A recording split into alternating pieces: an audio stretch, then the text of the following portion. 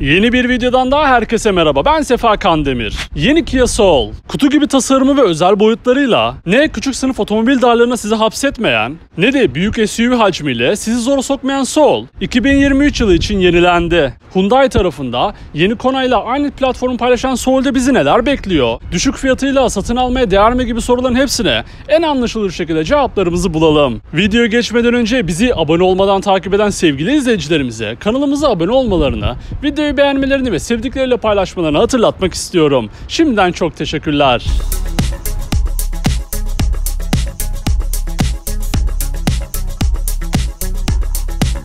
Kia Soul ilk kez 2009 yılında dönemin karoser akımına uyarak yollardaki yerini aldı. Hafif köşeli hatları ve derli toplu tasarımıyla birçok kullanıcının ilgisini çeken Soul, 2013'te ikinci, 2019'da ise üçüncü nesline kavuşarak bu ilgiyi karşılıksız bırakmadı. Tarihler 2022'yi gösterdiğinde ise Kia Soul, üçüncü neslinin ilk makyajıyla karşımızda. Hyundai Kona ile aynı platformu paylaşan yeni Kia Soul'e önden baktığımızda hangisinin makyajlı modeli olduğunu anlamakta biraz zorlanıyoruz. Öncesinde düz bir şekilde gelen farların yeni Soul'de aşağıya doğru bombe vermesi ve sinyal gündüz ledlerinin üst tarafa alınmasıyla gençleştirme operasyonu başarıyla tamamlanmış. Bununla birlikte öncesinde kaput üzerinde yer alan Kia logosu da ön panjur üzerine alınmış. BSUV segmentinde yer alan yeni Soul'ün ön tamponu üzerindeki sis farları da makyaj sonrası kaldırıldı. Onun yerine krom trim parçalarıyla süslenen tamponun geniş panjur detayı da oldukça başarılı gözüküyor. Ağzını açmış, koca bir balık gibi görünen suratıyla yeni Kia Soul'e 1+ puan yazıyoruz. Yeni Kia Soul'ü Soul yapan tasarımıyla profildeki tüm detaylara gelin hep birlikte göz atalım. Yeni Kia Soul'ün profiline geçtiğimizde makyaj öncesiyle arasında pek de bir fark görmek mümkün değil. Küt, sert köşeli hatlarıyla tasarım konusunda net olan Soul, düz tavan çizgisi sayesinde iç mekanda bir hayli ferah bir alanı bizlere sunuyor. Hareketin çok az olduğu profilde çamurluk ve teker üstlerindeki detaylar profilin bir nebze daha oturaklı olmasını sağlamış. Düz tavan çizgisinin aksine dar yan camlar ise yeni Soul'ün profilinin bir oyuncak otomobile benzemesine sebep olmuş. Tasarımsal bir detay olan Jestun üzerindeki parlak siyah parça ise onu daha akıcı göstermiş. Makyajla birlikte gelen güncellemelerin en büyüğü ise jantlarda gerçekleşti. 17 ve 18 inç boyutlarına satın alınabilen jantların modelleri ve renkleri gayet başarılı. Buna ek olarak tek parça halinde olmayıp siyah beyaz ya da mavi siyah renklerine de sahip olabilirsiniz. Yeni Kia Soul'ün en farklı tasarımıyla arka tarafını gelin incelemeye başlayalım. Yeni Kia Soul ile makyaj öncesinin arka tasarımlarını karşılaştırdığımızda arada ön tarafta olduğu gibi bir farkı görmek mümkün olmuyor. Ona tam arkasından baktığınızda gerçek anlamda bir koro otomobili olduğunu hissettiğimiz stopları tüm ihtişamıyla dikkatimizi çekiyor. Ufak sınıf hatchback otomobillerde sıkça rastladığımız cam bagaj kapağını andıran arka tarafa üzerinde marka logosunun yer aldığı trim parçası yerleştirilmiş. Yine ön taraftakinin aksine halojen olan sinyal lambaları ise segment getirisi olarak değerlendirme dışı kalıyor. Model isim yazısının bagajın sol alt köşesinde yer aldığı arka tarafta yerinde difüzör ve sis farlarının bulunması spor duyguları kabartıyor. Kaşlarını çatmış, gergin bakışıyla yeni Kia Soul'ün arka tarafına da bizden 1+ puan gidiyor. Peki yeni Kia Soul'ün belki de satın almak için başlıca sebepler arasında yer alan boyutlarında bizi neler bekliyor? Yeni Kia Soul 4195 mm ile Stonic'ten 55 mm daha uzun, 1800 mm ile Stonic'ten 40 mm daha geniş ve 1605 mm ile Stonic'ten tam tamına 105 mm daha yüksek boyutlara sahip. Dingil uzunluğunda da 2600 mm ile Stonic'ten 20 mm daha uzun olan yeni Soul, işlev konusunda farkını ortaya koyuyor. Peki yeni Kia Soul'ün kardeşlerinden bile geniş iç mekanıyla yaşam alanına dair tüm detaylarını öğrenmeye hazır mısınız? Yeni Kia Soul'ün iç mekanına geçer geçmez bir SUV'den çok hafif ticari izlenim veren bir konsol ve kabinle karşılaşıyoruz. B segmentine göre iyi bir konfora sahip olan koltuklara oturduğumuzda ellerimizin arasında tasarım ve tutuşuyla çok başarılı olan direksiyon simidini görüyoruz.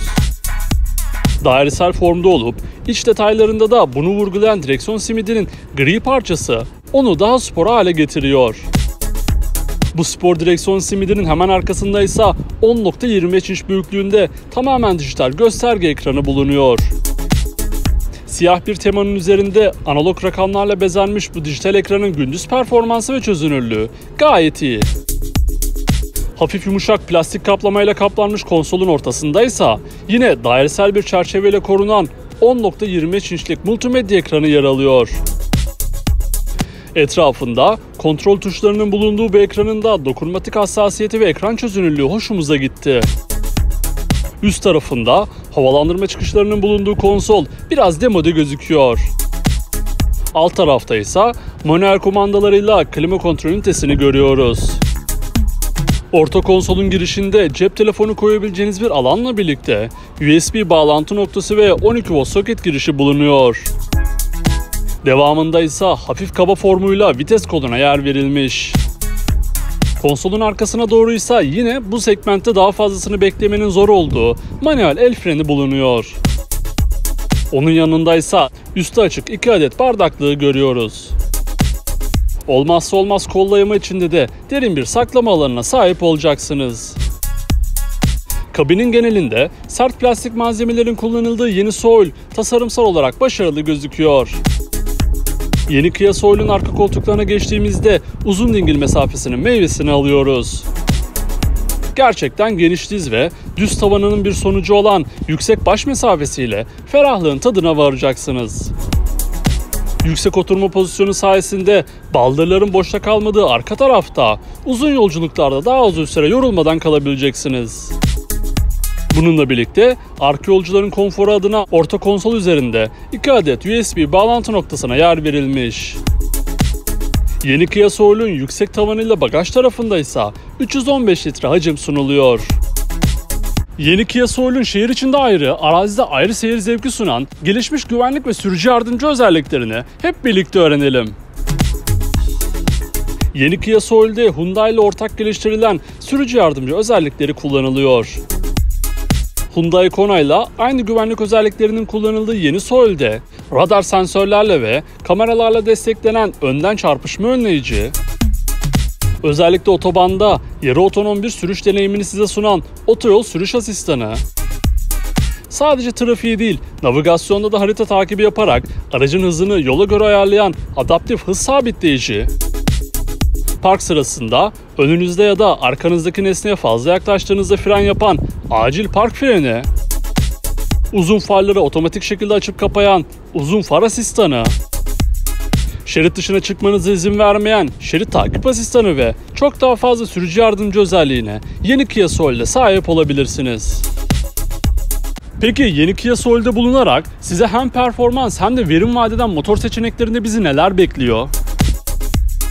Yeni Kia Soul, hali hazırda ülkelere ve bölgelere göre değişiklik gösteren benzinli ve elektrikli motorlarla destekleniyor. İlk sıradaki benzinli motor 1.6 MPI, atmosferik beslemeli 120 beygir güç, 150 Nm tork üretiyor.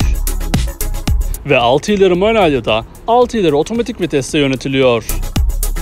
İkinci sırada ise 1.6 TGDI, 204 beygir güç, 265 Nm tork üreten turbo beslemeli motor bulunuyor.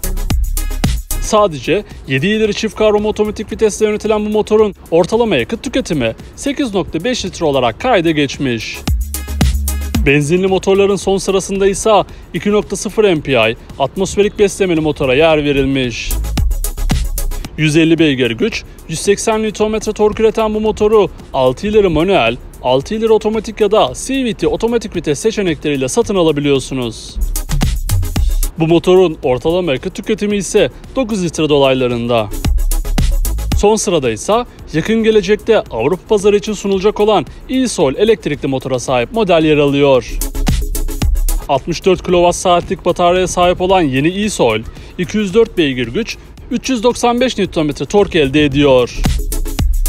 Yeni Kia Soul şu an $21.000'dan başlayan fiyatıyla alıcılarını bekliyor. Yeni Kia Soul'un baştan sona bilmeniz gereken tüm özellikleri bu şekildeydi. Ben yeni Soul'u beğendiğimi söyleyebilirim. Fakat tasarımını ele aldığımızda tercih edeceğimi pek sanmıyorum. Peki siz yeni Kia Soul hakkında ne düşünüyorsunuz? Aklınıza takılan her şeyi ve yeni Soul hakkındaki düşüncelerinizi yorumlar kısmında bizimle paylaşabilirsiniz. Ayrıca sonraki videolardan anında haberdar olabilmek için kanalımıza abone olmayı, videoyu beğenmeyi ve sevdiklerinizle paylaşmayı unutmayın. Bir sonraki videoda görüşmek üzere. Kendinize iyi bakın. Sağlıcakla kalın.